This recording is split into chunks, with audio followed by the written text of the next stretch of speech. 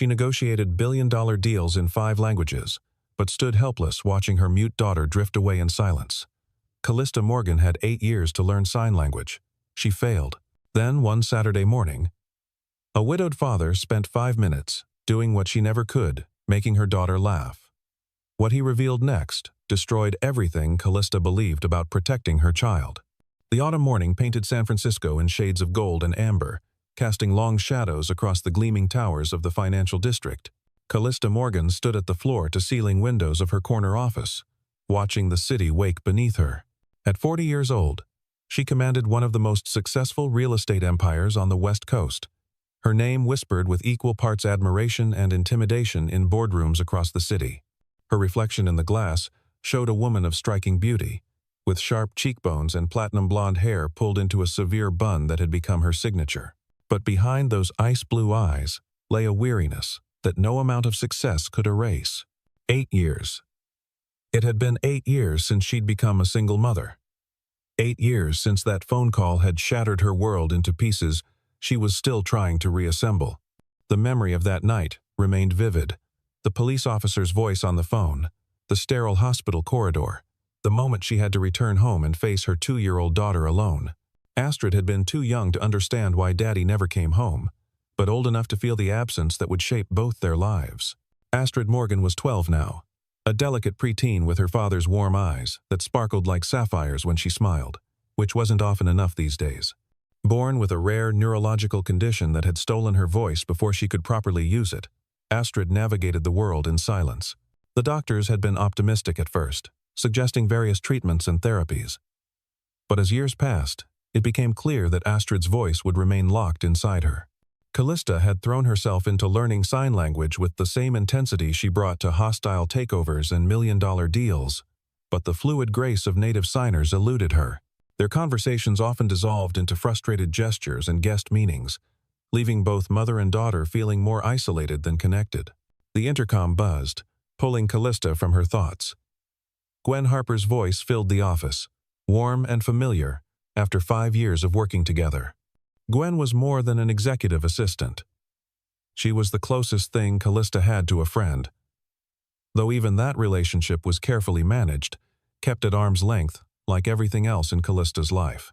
"Your 9 o'clock is here," Gwen announced, though her tone suggested she knew Callista's mind was elsewhere. Also, Yamamoto-san from Tokyo called. He's concerned about the leadership transition rumors. You know how personal this is for him. His grandson uses JSL, Japanese Sign Language. And don't forget you promised Astrid you'd take her to that new cafe on Valencia Street this morning. Callista's stomach dropped. The Japanese investor represented 40% of their expansion capital, and his commitment to inclusive design ran deeper than profit margins. And she had forgotten about breakfast with Astrid, again. The guilt that had become her constant companion tightened its grip. "Tell Yamamoto-san I'll call him at noon Tokyo time," she said, her decision swift. "And cancel the 9 o'clock. Actually, cancel everything until noon. I'm taking my daughter to breakfast." "The board won't like that," Gwen warned gently. "Marcus Henderson has been making noise about your divided attention lately." "Let him," Callista replied, though she knew the cost could be steep. 30 minutes later, Callista stood outside Astrid's bedroom door in their Pacific Heights mansion, a house too large for 2 people who barely spoke. She knocked gently, then entered to find her daughter already dressed, sitting by the window with her sketchpad. Astrid looked up, surprise flickering across her features when she saw her mother in casual clothes rather than the usual power suit. "Ready for our breakfast date?" Callista signed, her movements careful and deliberate. Astrid's face transformed, a smile breaking through like sunshine after rain. She nodded enthusiastically, grabbing her favorite purple backpack decorated with painted butterflies she'd added herself. The cafe on Valencia Street was everything their house wasn't. Warm, crowded, alive with the chatter of weekend families and the rich aroma of freshly ground coffee. Maple leaves pressed against the windows, their orange and red hues creating a natural stained glass effect. Callista guided Astrid to a corner table by the window, watching as her daughter immediately pulled out her sketchpad and began drawing the leaves dancing in the morning breeze. While Callista stood at the counter ordering, she kept glancing back at Astrid, noting how small and alone she looked at the table for 4. Other children her age were chattering with their parents, sharing jokes and stories, while Astrid remained in her bubble of silence. The familiar ache returned, the one that reminded Callista of all the ways she was failing as a mother. The bell above the door chimed, and a man entered with a young boy. The child, perhaps 6 or 7, had sandy brown hair that stuck up at odd angles, despite what appeared to be recent attempts to tame it. He wore a dinosaur sweater and carried a well-loved stuffed triceratops. His father followed, tall and lean with kind eyes behind wire-rimmed glasses, dressed in worn jeans and a flannel shirt that spoke of weekend comfort rather than corporate ambition. Before anyone could react, the boy had bounced over to Astrid's table, his attention caught by her drawing. Callista tensed, ready to intervene, her protective instincts flaring. But then something extraordinary happened. The man approached calmly, and instead of speaking, his hands began to move in fluid, graceful motions. He was signing to Astrid, asking if his son Oliver could see her beautiful artwork. Astrid's transformation was instantaneous and breathtaking. Her entire body seemed to light up from within, her hands flying in response. No longer the hesitant, uncertain movements she used with her mother, but confident, expressive, alive. She was telling him about the leaves, about how each one was different, like snowflakes or fingerprints. The man listened intently, nodding, responding with equal enthusiasm, his facial expressions and eyebrows adding grammatical nuance that Callista had never mastered. "I'm Elias Bennett," the man said when she returned to the table, his voice gentle, with a slight southern drawl. "This is Oliver. I hope you don't mind him joining Astrid." He saw her drawing and, well, he's never been good at staying put when art is involved. "How do you?" Callista began, gesturing vaguely at the sign language. "My mother was a teacher at the California School for the Deaf for 30 years, Elias explained, his hands unconsciously moving as he spoke. "I grew up signing before I could properly talk. It's like a first language for me. Actually, it was my first language. Mom always said hearing people learn to listen with their ears. But deaf culture teaches you to listen with your whole being." Oliver had pulled out his own crayons and was adding touches to Astrid's drawing with her enthusiastic permission. They were creating a story together, Astrid signing the narrative while Oliver added visual elements, using classifiers to show how big the squirrels were, how the trees swayed. "She's incredibly expressive," Elias continued, watching the children. "Her vocabulary is advanced for her age. And look at her facial grammar, the way she raises her eyebrows for questions, furrows them for emphasis. She's not just signing, she's truly speaking ASL." The compliment stung because Callista knew it wasn't deserved. She watched Astrid's animated conversation with Elias, the way her daughter's shoulders relaxed, how her usually guarded expression had opened like a flower in spring. "I'm still learning," Callista admitted. "It's harder than I expected. Sometimes I feel like I'm failing her." Elias turned to her then, his brown eyes warm with understanding. "Every parent feels that way. Trust me, I know. Oliver's mom passed when he was 3. There are days I have no idea what I'm doing. But showing up, trying, that matters more than being perfect." "There's a family class on Saturday mornings," he mentioned casually. "Parents and children learning together. Astrid might enjoy having other kids to practice with. And you could improve your fluency in a supportive environment." Before Callista could respond, her phone buzzed insistently. 3 missed calls from the office, 2 from board members, and a text from Gwen that simply read, "Tech blogs picked up photos of you at Café. Henderson calling emergency meeting. Yamamoto-san wants answers now." The real world was crashing in, threatening everything she'd built. But looking at Astrid's joy, something shifted in Callista's priorities. "I should go," she said, already standing, already retreating. "Thank you for talking with her." Elias stood too, pulling out a simple business card. "The class information is on there. No pressure.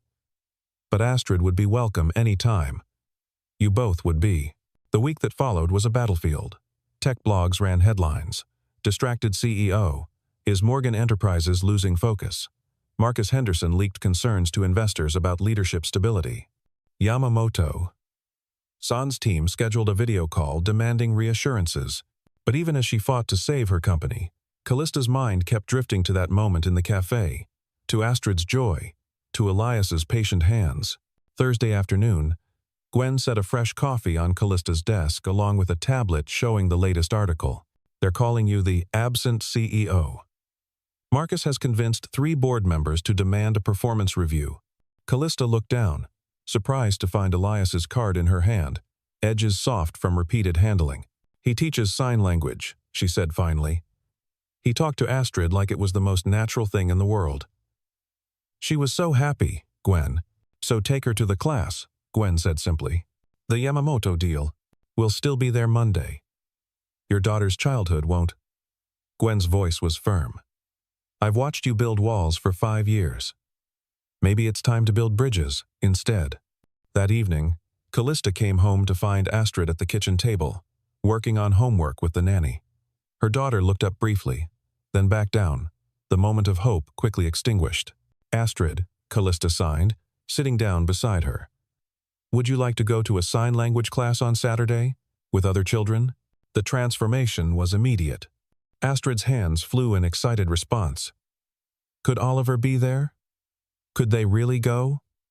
Could they go every week? Saturday morning arrived gray and misty. San Francisco wrapped in fog that rolled in from the Pacific like a living thing. The community center was in the Mission District, a colorful building covered in murals depicting hands in various signs. Callista felt out of place in her designer jeans among the diverse group of families gathering. But then she saw him. Elias was at the front, setting up visual aids. Oliver was helping, tangling himself in a banner that read, "Every voice matters, even silent ones." When Elias looked up and saw them, his smile was like sunshine breaking through fog. The class was a revelation. 15 families, all at different stages of their sign language journey, learning together. Elias was a natural teacher, explaining not just vocabulary but the culture behind it. ASL isn't English on the hands, he explained, demonstrating. It's a spatial language. Watch how I establish people in space, then refer back to them. See how my face isn't just expressing emotion but providing grammar. During break time, something magical and unexpected happened. Astrid, who had spent 8 years as the quiet observer, the child who stayed at the edges of groups, suddenly stood up. She tapped the table for attention as she'd seen Elias do, the sound sharp and confident in the community center's main room. The other children turned to look, and instead of shrinking back as she once would have, Astrid stepped forward, with growing confidence that seemed to bloom from somewhere deep inside. She organized a signing game, teaching the other children how to play silent story circle. She demonstrated with perfect clarity. Each child would add one signed sentence to build a collaborative story. But there were rules. They had to use classifiers to show size and movement. Not just fingerspelling or basic signs. They had to incorporate facial expressions for emotion. Not as an afterthought, but as integral grammar. They had to maintain spatial consistency. If a character was established on the right, they stayed on the right. A younger boy, maybe 5 years old, struggled with the concept of classifiers. Instead of giving up or calling for an adult, Astrid knelt beside him, her movements patient and clear. She showed him how her flat hand could become a car, how 2 fingers walking could show a person moving, how the speed and path of movement told as much story as the signs themselves. When he successfully showed a bird flying over a house using the correct classifiers, his face lit up with pride, and Astrid's smile was radiant. Callista watched her daughter transform from silent observer to confident leader, guiding younger children with patience, encouraging hesitant parents to join in. One mother, struggling with the spatial aspects, received Astrid's gentle correction, the girl showing her how to maintain consistent placement of story elements in the signing space. It was like watching a flower that had been kept in shade, suddenly placed in sunlight, blooming with a vigor that had always been there. Waiting. She's a natural teacher, Elias said, appearing beside Callista with 2 cups of coffee, his voice soft with admiration. Look how she adjusts her signing speed for different skill levels. How she uses visual feedback to encourage them. She's not just teaching signs, she's teaching confidence, community, belonging. I've been holding her back, Callista said quietly. The admission painful, but necessary. Like setting a broken bone. I've been so afraid of failing her, so terrified of her being hurt, that I've kept her in a bubble. Our bubble, really. Just the two of us in that big house, protecting each other from a world that might not understand. Fear makes us do that, Elias replied, his voice carrying the weight of his own experience. After Oliver's mom died, I barely left the house for 6 months. I was terrified that if I let him out of my sight, something would happen to him too. I thought I was keeping him safe, but I was keeping him from living. Kids need more than our protection. They need community, challenge, the chance to discover who they are, beyond our fears. Astrid's game had evolved now, with 12 children participating, creating an elaborate story about a deaf superhero who saved the world through visual communication. The children were laughing, their hands flying, their faces animated with expression that transcended the need for sound. Parents watched with tears in their eyes, seeing their children not as limited by deafness, but empowered by a different way of being in the world. After class, the 4 of them went to lunch at a small taqueria. The children sat together, Astrid teaching Oliver new signs while they shared chips and salsa. "This is nice," Elias said simply, and Callista knew he meant more than just lunch. "It is," she agreed, allowing herself to relax for the first time in longer than she could remember. As the children drew on their placemats, Elias watched them with an expression Callista couldn't quite read. "After Beth died," he said quietly, not looking at her, "I promised myself Oliver would be enough. That I wouldn't need anyone else. Wouldn't risk." He trailed off, his hands unconsciously forming the sign for fear. But watching him with Astrid, seeing how happy he is to have a friend who just accepts him completely. "I realize I've been keeping him in a bubble too. My grief bubble." He finally looked at Callista, vulnerability clear in his eyes. "I'm terrified of letting people in again. But maybe being terrified is better than being alone." That weekend, her phone exploded with messages. A photographer had captured them at lunch, and tech blogs were running wild with speculation. CEO's new priority. Romance over revenue? Marcus Henderson called an emergency board meeting for Monday. Sunday evening, Callista sat in her home office, preparing for battle. Gwen arrived with files and strategies, but also with advice. "You could fight this the old way," Gwen said, "or you could try something different. Show them that opening up doesn't make you weak, it makes you stronger." Monday's board meeting was tense enough to cut with a knife. The boardroom on the 40th floor had never felt more like an arena. With its floor-to-ceiling windows, offering a view of the city Callista had helped build. Marcus led the charge about lack of focus and questionable priorities, his PowerPoint slides showing paparazzi photos from the café, from the taqueria, from the art show. The room full of men, in identical charcoal suits, stared at her with disapproval, their faces masks of corporate concern, hiding personal ambitions. "This is about optics," Marcus said, clicking to a slide showing stock projections. "Our investors need stability, not a CEO having a midlife crisis." "Is that what you think this is?" Callista asked calmly, though inside she felt a fire building, not of anger but of clarity. "What else would you call it? You're abandoning million-dollar dinners for finger-painting exhibitions?" The room murmured agreement. These men who had never once asked about Astrid in 8 years, who scheduled board meetings during school plays and parent-teacher conferences without a second thought. Callista listened to each complaint, each thinly veiled threat, then stood. But instead of her usual PowerPoint, instead of graphs and charts and projections, she began to sign as she spoke, her hands moving fluidly, painting pictures in the air. "Gentlemen, let me show you something." She pulled up their latest market research on the main screen. 40 million Americans use ASL.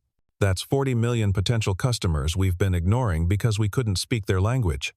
Another 20 million are family members, friends, colleagues who interact with the deaf community daily. She moved around the room as she spoke, using the spatial referencing Elias had taught her, literally placing different market segments in different areas of the room, making the invisible visible. "While you've been worried about optics, I've been seeing opportunities you've been blind to."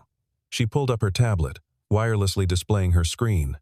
"This weekend, while you think I was distracted, I was actually conducting market research. Do you know what percentage of commercial buildings in San Francisco are genuinely accessible to the deaf community? 3%. 3. She showed them her plans. Properties with visual fire alarms as standard. Video phone systems in every unit. Common areas designed with sightlines that allowed for sign language conversations across rooms. She showed them the partnership proposals from deaf-owned businesses, the endorsements from disability rights organizations, the premium rates such properties could command. I'm not distracted.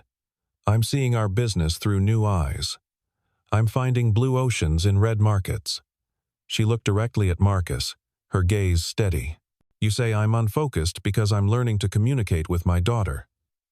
I say that learning has taught me to see our entire industry differently.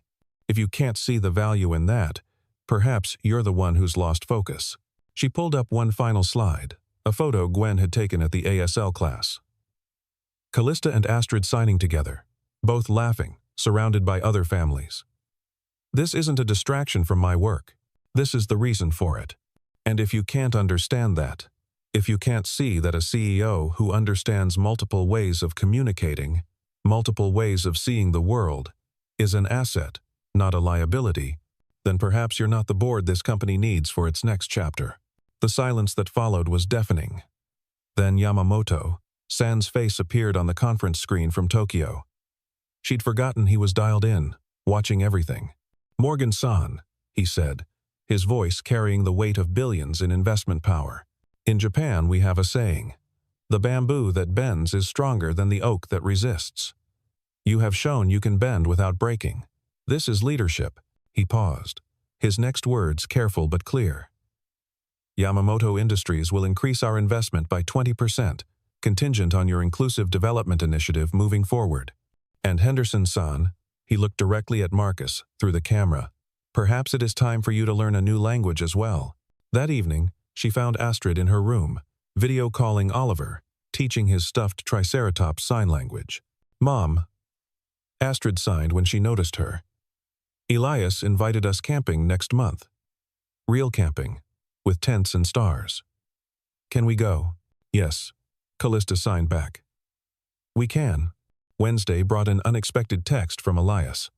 Oliver's school is having an art show Friday. He wanted to invite Astrid. No pressure, but you're both welcome. Callista had a crucial client dinner Friday. A deal worth millions. The old her wouldn't have hesitated. She canceled the dinner, sending her CFO instead. Friday evening at Oliver's school was beautiful chaos. Oliver dragged them to his painting. 2 houses with a rainbow bridge connecting them. It's our houses, he signed to Astrid, so we can visit whenever we want. I haven't done this in a long time. Callista admitted to Elias as they watched their children. Been close to someone. Let someone in. Neither am I, Elias replied. But maybe we could figure it out together. The weeks that followed fell into a rhythm that transformed their lives. Saturday, classes became sacred time. Untouchable, even when the Tokyo team demanded weekend calls. Callista's signing improved dramatically, but more importantly, her connection with Astrid deepened into something profound. They developed inside jokes in ASL, visual puns that made them both giggle. Astrid taught her mother how facial expressions changed meaning entirely, how the height of your hands could indicate age or status, how the speed of signing conveyed emotion as clearly as tone of voice. Callista began incorporating visual communication into her leadership style, using gestures and spatial organization in presentations. During a crucial merger negotiation, she unconsciously started using the spatial referencing she'd learned in ASL, placing different companies in different spaces around her as she spoke, referring back to them with simple gestures. Her team, initially skeptical, found it made complex multi-party deals. Suddenly, crystal clear. You're different, her CFO commented after she'd closed a $10 million deal using what she'd started calling visual architecture in her presentations. More dimensional. The camping trip to Yosemite became a turning point that none of them saw coming. 4 days completely disconnected from the corporate world. No cell service, no emails, just the 4 of them and the wilderness. Callista learned to set up a tent, badly at first, the poles defeating her repeatedly, while Astrid and Oliver giggled from their perfectly assembled shelter. Elias taught them all wilderness survival basics, his patience endless even when Callista somehow managed to burn water while attempting to cook over the campfire. How is that even possible? Oliver sighed, staring at the blackened pot in amazement. Your mom has special talents, Elias laughed, the sound echoing off the canyon walls. On the third night, after the children were asleep in their tent, their soft breathing mixing with cricket songs, Callista and Elias sat by the dying fire. The Milky Way sprawled above them in a way you never saw in the city, each star a possibility, a choice, a moment of light in the darkness. My husband loved camping, Callista said suddenly, surprising herself with the admission. She rarely talked about him, had locked those memories away with everything else that hurt too much to examine. He wanted to take Astrid when she was older, teach her to love the outdoors. He had this whole plan. Every national park by the time she was 18. After he died, I couldn't do any of the things we'd planned. It hurt too much. Elias took her hand, his touch warm and steady against the cool mountain air. But you're doing them now. With you, she said, the words carrying more weight than their simplicity suggested. With me, he agreed. And under the vast wilderness sky, with the ancient trees as witnesses, he kissed her. It was gentle, patient. A promise rather than a demand. A beginning rather than a rush. When they returned, something fundamental had shifted. The children were delighted. Oliver calling Astrid his almost sister. Astrid drawing pictures of them as a family. Callista began implementing her inclusive vision at work. She hired deaf architects, created visual meeting protocols, and landed the biggest development deal in company history with a deaf-owned business consortium. The very qualities Marcus had criticized became her greatest strengths. 3 months later, at the Sign Language Center celebration, Callista addressed the gathered families, her signing now fluid and confident. 8 months ago, I walked in here lost, she signed. I thought I was just bringing my daughter to learn, but I found community. I found my voice in silence. I found my daughter again. Not the quiet shadow I'd been protecting, but the brilliant light she truly is. And I found love. Spring brought challenges when Oliver got sick, landing in the hospital for a week. Callista took time off, really off, supporting Elias through his terror. When Oliver recovered, Elias pulled Callista close. Move in with us, he said suddenly, or we'll move in with you. You and Astrid aren't just part of our lives anymore. You are our life. The move was chaotic and perfect. The big house that had echoed with loneliness now rang with laughter, with family dinners where everyone signed, including everyone always. 6 months later, on a brilliant Saturday morning at the Sign Language Center, Elias got down on one knee. He signed his proposal while Oliver and Astrid held a banner reading "Say Yes." Callista's yes was signed and spoken and laughed and cried all at once, while the room erupted in visual applause, hands waving like leaves in a joyful wind. They married the following spring in the botanical garden, surrounded by cherry blossoms and their ASL family. Astrid and Oliver stood as witnesses while she signed a poem about families being gardens, growing stronger when planted together. 5 years passed in a blur of ordinary miracles. Astrid grew confident, becoming an advocate for deaf children. Oliver's art focused on visualizing the unspoken. Callista's company became a model for inclusive business practices, with her TED Talk on leading with all languages going viral. Elias's design firm specialized in universal communication. At Astrid's high school graduation, she stood as valedictorian. She delivered her speech in ASL, and through an interpreter, speaking about communication beyond words, about families built from choice and commitment. The woman who taught me to find my voice never made a sound, Astrid signed, looking at her mother. She showed me that love needs no words, only the willingness to learn each other's languages. Oliver, now 16, signed his enthusiasm from the front row. Elias held Callista's hand tightly, both crying openly. "That's our daughter," he whispered, and Callista loved that there was no distinction, no qualifier. They were simply, completely, family. Marcus Henderson approached during the party, now a changed man. "You were right," he said simply. "My grandson is deaf. I never understood until now. Bring him to the center," Callista said. "Saturday mornings." We'll be there. Because they always were. It had become their tradition, their way of giving back. Elias taught. Callista assisted. Astrid mentored. Oliver created murals, celebrating visual language. A young couple approached with their deaf daughter. Before Callista could respond, Astrid was there, kneeling down, showing the child that her hands could speak, could sing, could tell stories. It's going to be okay, Callista told the parents. Better than okay. Your daughter will show you a whole new world. They watched as Astrid organized an impromptu signing choir, 20 young people creating poetry with their hands. Oliver conducted them with artistic flair. This was their legacy. A generation who knew that different didn't mean less, that silence didn't mean absence. I love you, Callista signed to her family. We love you too. They signed back in unison. The stars emerged above the garden, the same stars that had witnessed their camping confession, their wedding, their journey from strangers to family. Ready to go home? Elias asked as the party wound down. We are home, Astrid signed, gesturing to encompass everyone around them. And she was right. Home wasn't a place but understanding. Not perfect communication, but perfect acceptance. Tomorrow would bring new challenges. Astrid would leave for Gallaudet University to become a teacher. Oliver would study art at Cal Arts. But tonight, they were simply 4 people who had found each other against all odds. Thank you, Astrid signed to her parents, for learning my language, for showing me that family is about showing up and choosing each other. No. Callista signed back. Thank you for teaching us that love needs no words, only the willingness to learn each other's languages. They walked out together into a future bright with possibility. This family formed from fragments, but rebuilt with purpose.